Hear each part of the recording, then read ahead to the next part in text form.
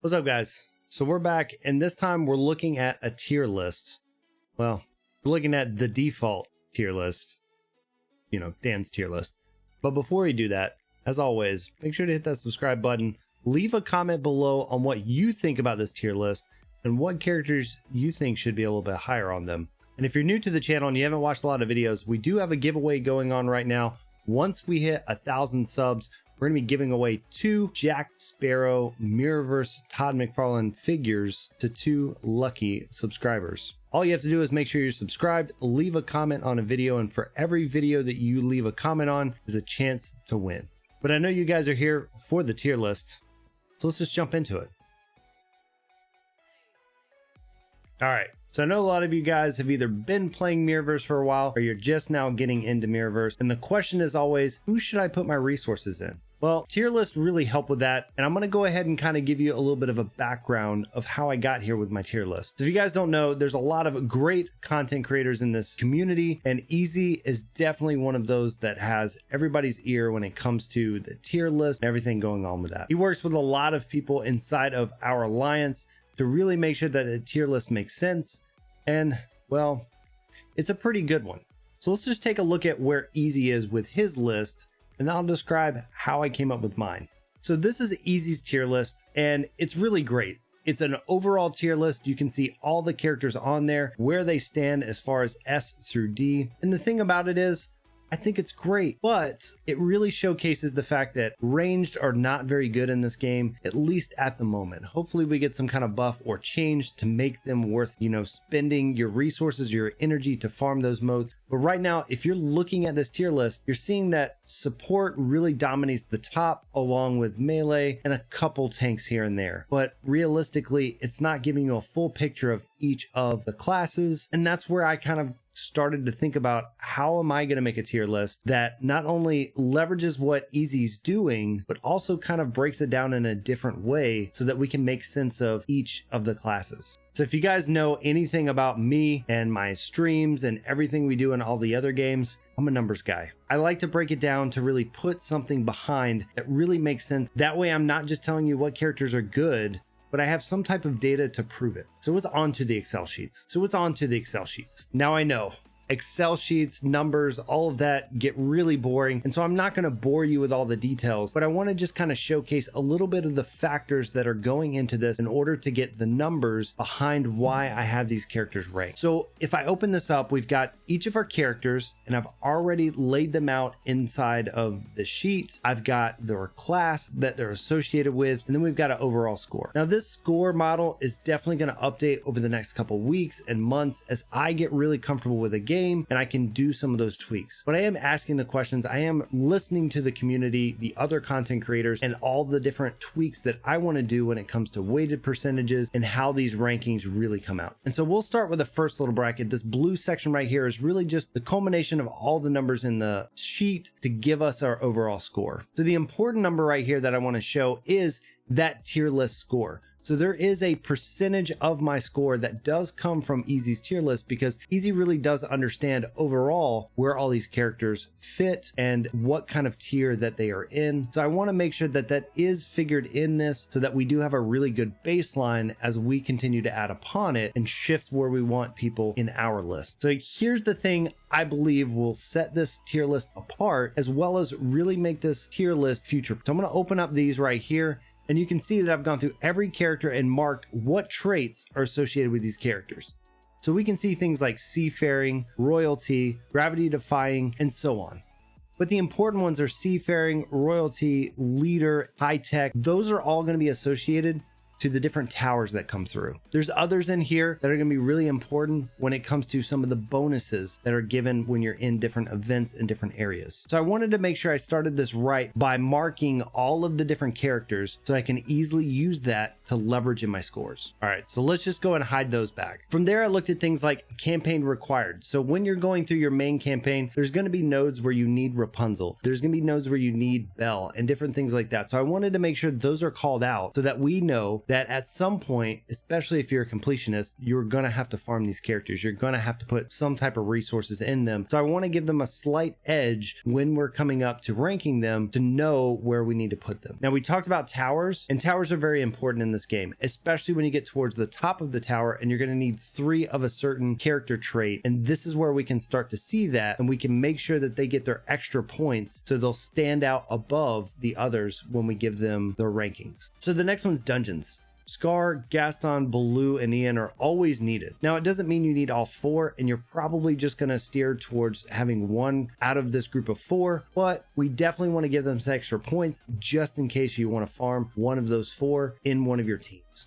Lastly, one of the factors is 1v1. Now, this mode is very new, but at this point, we've at least identified a couple characters from each faction that work very well in this mode. So beyond that, what I'm going to be looking for as we continue to build this tier list is each of these events. If I scroll over a little bit, this is where I'm going to go through each of the events and find out what's required, what characters have bonuses based on their traits, and this we can start to add more and more of these factors and points to really figure out what's the characters that's used the most. So these are the factors when it comes to creating this tier list and understanding why characters are at the top and why characters are at the bottom. And the most important thing about this is all of this data is coming from you guys. It's coming from the community. It's coming from the other content creators as well, all working together to understand what are those best characters, and then also using this data behind that to create what we're going to call the default tier list. So with that being said, let's jump into it.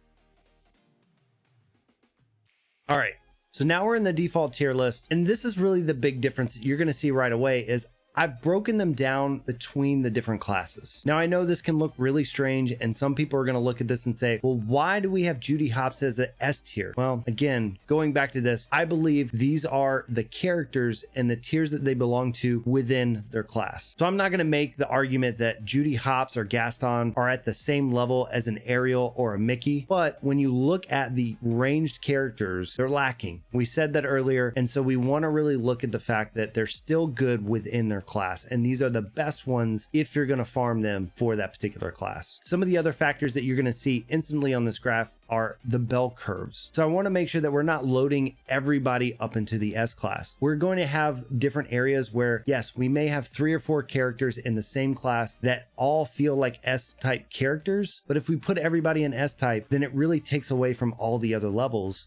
So there will be some characters that maybe are fighting or they're right on the edge of being S or A or even down between C and D that are really, really close. But because of 1 or 2 little things, it's made us rearrange them and put them the way they are.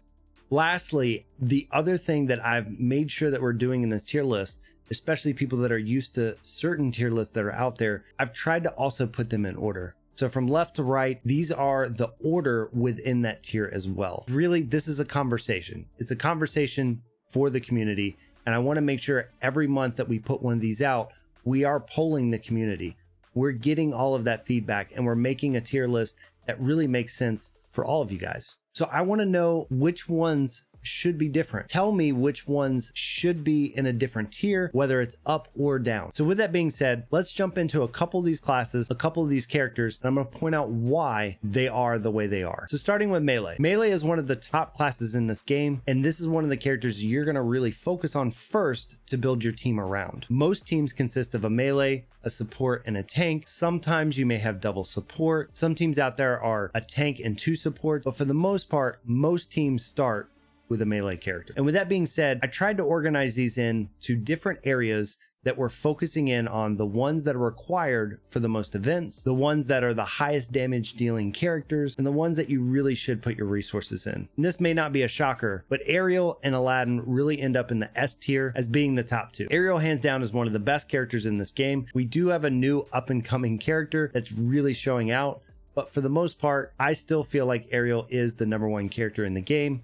And so she takes that first S slot, with Aladdin really just trailing slightly behind her. Once we get into A, we start to see a little bit of a shakeup. There's a few characters based on Easy's tier list or based on the other tier list in the past, but honestly, I think this is where Scar is starting to shine a little bit more. The fact that Scar is always a bonus, the fact that he's still great at damage, and he's not going to be a wasted character of putting materials into, really bumps him up into the A tier and even at the top of the A tier for me. So as we kind of continue down, a lot of the characters are around where you would imagine that they are. Now, if you're coming from a different game, which I shall not name right now, you may be wondering why a character like Hercules is so far down on the list. And this is because Hercules is very good at one-on-one battles, but when you have to actually take down multiple enemies plus the different waves, Hercules just doesn't stack as well as some of the other characters. I know Mulan is also one of those characters that a lot of people really focus on. She's very good. She just doesn't have the highest ceiling like Ariel does or some of the other melee characters. So these are why those characters are kind of right there in the middle, and Rapunzel's very close behind them. Now, I think Rapunzel has a possibility of actually going up a little bit more with the fact that she is good in 1v1, the fact that she is needed in campaigns. It wouldn't surprise me as we continue with our algorithm that eventually she moves up a spot or two. And lastly, in the D spot, we have Minnie. Now with Minnie, we really hope that she gets a buff at some point, but at this point, she just kind of keeps falling down into that D slot. There's just so many other melee characters that just do it better. So next up we have support. Now, support is one of those difficult ones like we talked about before because we really do have 3 S tier characters. We have Jack, we have Mickey, and we have Hero. Now, in my opinion, I think Jack is one of the highest damage dealing characters that can really work with a lot of different teams that want buffs. He does heals, he kind of does it all. He's a jack of all trades. When you look at Mickey's one of the easiest plug and play characters. He doesn't really care what the rest of the team does. You just plug him in, he's going to be doing heals, he's good to go. And then with Hero, well, Hero's a little more specific than Jack is in the way that his kit works and who he wants to work with. There is definitely some really great teams, especially him with Mr. Incredible, but because he's so niche in those teams at the moment, I kind of knocked him down to A and had Mickey and Jack still in those top slots in the S, but I think Hero, he's going to come for that S spot soon.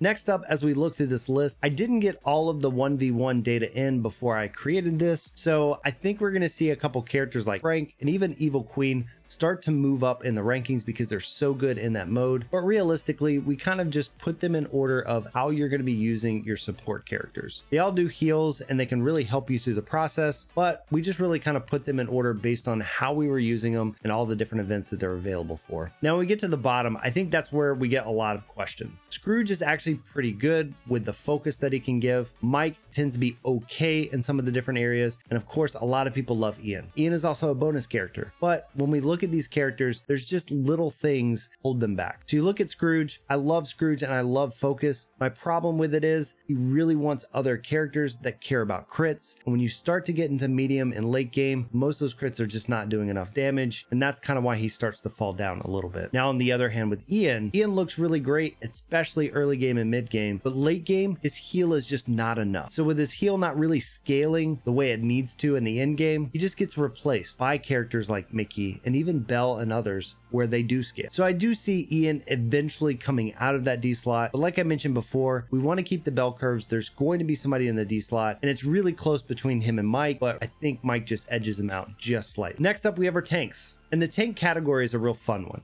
I think there's some really great tanks out there, especially if you're going to use them. And this is a position that can really make your team or break your team. So we talked about before, some people may run 2 supports and that's fine. But if you find the right tank with the rest of your team, this is where you can start to really take down levels that, well, you don't even meet the requirements for. So the rising star here is Mr. Incredible. If you guys haven't seen, Ibby just put out a video where he took his low star Mr. Incredible and took down a level 80 Maleficent. I also just did this on stream just a little bit earlier tonight and had Mr. Incredible, first time really ever using him, beating a level in 1v1 on expert. So with the rise of these new characters that seem to be kind of double classed, like Mr. Incredible, who's better than most melee characters and is a tank, we're going to start to see some really, really good characters over the next upcoming months. So after Mr. Incredible, I know I have one that most people are saying, why is he so high? But I have Maui. Now, the reason I have Maui is because Maui works really, really well with those debuffs and the other teams that are going to really build up his skills. And this is one of those characters where I've placed him with Jack, I've placed him with Ariel, and we're defeating stuff that's 2,000 points above us. So that's why I really have Maui moved up, because of the fact he's seafaring, he's going to help you with those towers, and he really works well with a lot of the current meta teams that people are using. As we step down, we have Baymax and Oogie, very great tanks, very solid tanks, and these guys are really on that cusp of knocking Maui off. But with the way that we're building the teams right now, I think Maui has that slight edge, but it wouldn't surprise me if we start to see these guys move into one of those S positions as we start to really determine what teams are going to work best with them, especially with the new characters that are coming into the game every month. Now, our next level, and you'll hear this as well on Ranged, we have characters like Donald. And I think Donald is a great character. I think he probably deserves to be a little bit higher. But honestly, the thing that's kind of keeping him from going higher at the moment is the fact that you can only find him with your laurels. So in the laurel shop is where you're going to have to get him with your different crystals or buying the 1-stars, and it's going to take you a while to get that 4-star, that 5-star Donald, and that's really what's keeping him down right now because of that fact. And as we get down to the bottom, well, you know it, just like other games, Blue is still at the bottom. So hopefully he can get a nice update, because I love the way Blue looks in this game. I love the Tailspin Blue. So hopefully we can get some kind of buff, bring Blue up, and not always leave them in that D tier. So lastly, we have a Ranged.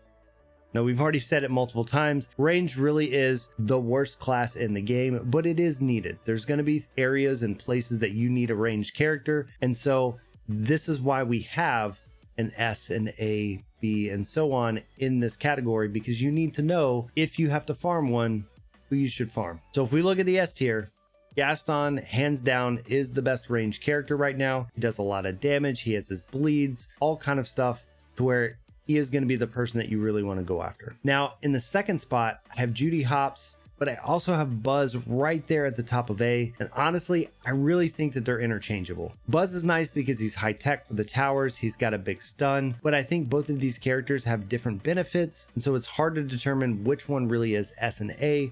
They're that close. But again, for that curve, I put Buzz at the top of A. It wouldn't surprise me if in the future, especially when we get the list of events in here and requirements, Buzz may start to work his way up over Judy Hopps. But at the moment, I have them right there. So as we go down the tier list, you're going to see Eve, Maleficent, Goofy. Goofy's in that same spot that Donald is. He may be really good later on, but right now with the fact of how you have to farm him, really keeps him down and held into that B tier. Going into the C and D, these are characters you really don't want to touch. It's sad because I really liked Merida at the beginning of the game. I think she's still good as you use her. The fact that range just really drops off a cliff when you get into mid to late game, it's hard to say to put any resources into these characters if you have the others. Now you'll see at the bottom here, we have two characters, the brand new characters that came to the game, Woody and Anna. They're two new. I can read their kits, but we don't know until we can see them in action where we want to put them on there. So they're not ranked in this one, but hopefully next month we'll be able to rank them in here. And maybe we'll have two more that we can put down there saying they're not ranked yet, but I'm super excited to get to that point. Now, the last point I want to make really is all of these characters are great in the game. There really isn't a character that's going to stop you from enjoying the game or stop you from being able to complete different areas. Just keep in mind, a lot of this comes down to how you build your team and how you utilize their talents and abilities and how their synergy works together. These guys are truly just there to help you and help you understand when you're using your resources, which ones are safe, which ones you're not going to regret using those moats on instead of another. But if you only have one 4-star or one 5-star, trust me, that's going to be much better than a 1-star. So if you have a 5-star Baloo, go ahead, level him up, use him. He's going to be much better than that 1-star Baymax. Just be aware, as soon as you open up another 4-star, you may want to replace him over time. So you want to always be aware of that. And with that, you're also going to need to farm multiple characters in each class. So this game is not about getting the top character in every single class, because as you level up, you're going to need multiples from that all the way up to 5. So even if you invest in one right now and you get another one, it's not going to be a wasted investment, because eventually you will need another character at level 20, 30, 40, 50, and so on. So just farm what you can farm. Try to look at these lists and understand what they are. again, either something like this list or the list that Easy has that does a full on overall ranking. But again, guys, you guys let me know what you think down below. Tell me which characters I did wrong and need to come up in that tier list, or tell me the ones that maybe I rank too high and why they need to come down. I can't wait till we get into future tier lists and we get to really build this algorithm out over the next few months. And maybe some of the new characters coming in will take over some of those S tier slots. So I appreciate you guys. And until next time, take it easy.